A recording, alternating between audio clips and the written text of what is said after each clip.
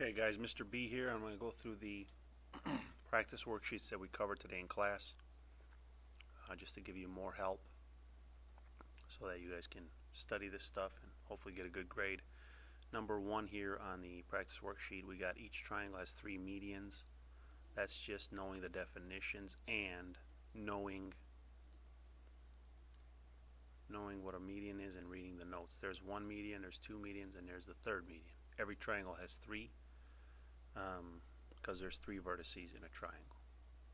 For number two, if AM is an altitude of triangle ABC, then AM can also be a median. This is sometimes, and the reason is because in a picture like this, if this is the median, meaning the middle of this segment here, this is also an altitude because it's a 90-degree angle.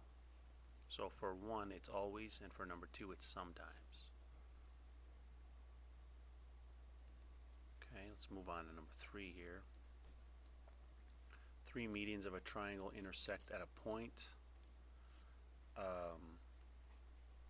inside the triangle. So again, if you have a triangle,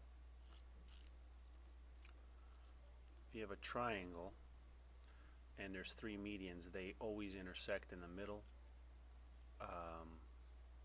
which is just like number one that I drew for you. But here's a triangle, one median, two medians, this goes to the middle of course, and three medians goes to the middle. There's your point in the middle where they intersect. So that's always. And then number four, the angle bisector of a base angle of an isosceles triangle is also an altitude. This is sometimes, because if these two are equal, meaning the sides are equal, that's why it's an isosceles triangle, and these base angles are equal. If you split this angle in half, this can sometimes be an altitude because this would sometimes be a 90-degree angle, depending on how you draw the triangle.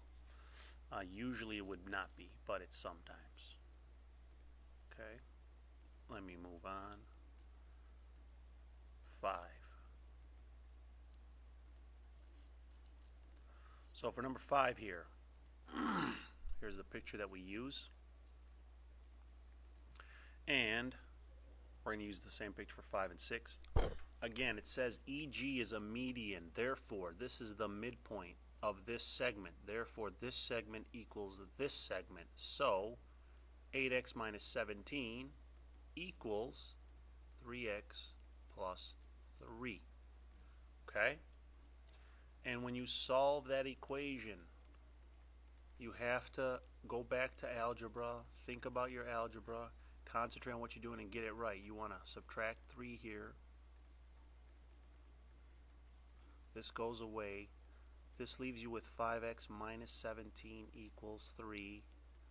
And you want to add 17 because remember we're solving for x, so we got to get x by itself on one side of the equation and the constant term on the other side of the equation. Your last step is to divide by 5 because 5 times x is being multiplied, so you do the opposite. X is 4. Now if we do number 6, the problem asks for solving for y. Again, this time EG is an altitude. Therefore, this is a 90-degree angle, and this is a 90-degree angle. This angle is given as being in this corner. So, if this is the equation for the angle, and the angle is 90 degrees, you set the equation equal to 90, and you solve. Again, let me do the algebra for you. Add 30. This goes away. 15y equals 120, and when you divide by 15, y will equal 8. Okay, again you got to know the algebra. Moving on. Number 7 here. 7, 8, and 9.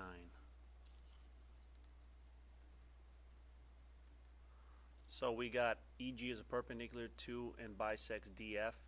Let me move it down. So for 7 we're using the same picture. EG is perpendicular and bisects DF, so this is equal and these are perpendicular, is DEG congruent to FEG? The answer is yes.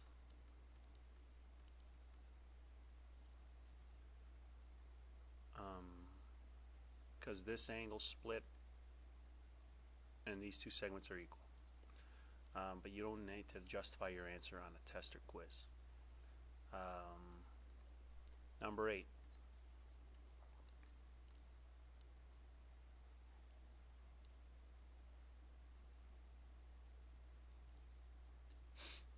So for number 8, we're using the same picture. This time I'll draw it. Using the same picture, but I'll draw it because I need to move down. So again, it's here. EG is the middle. D and F. Sorry, this should be a G. EG is perpendicular to DF. What additional information do you need to prove that? Well, you need the hypotenuse. You need to show that the hypotenuses are equal because this is a hypotenuse angle theorem. Okay? So if the hypotenuses are equal, therefore the two triangles are equal. That's why the proper answer is DE is congruent to EF. Okay? So hypotenuses are equal, and that's what you need to show. That's what's missing from the picture. Now number 9, basically what she said is this. Janice gave 8 comic books to her brother. So there's 8. Plus, she said she divided the remaining comic books equally among herself and 2 friends. So 3 people have the same amount of comic books. And that's 12. She has 12. The other 2 people also have 12. So that's 44 comic books. That's how you get the answer for number 9. Alright, I'm going to click off of this and put the next video up of the next problem.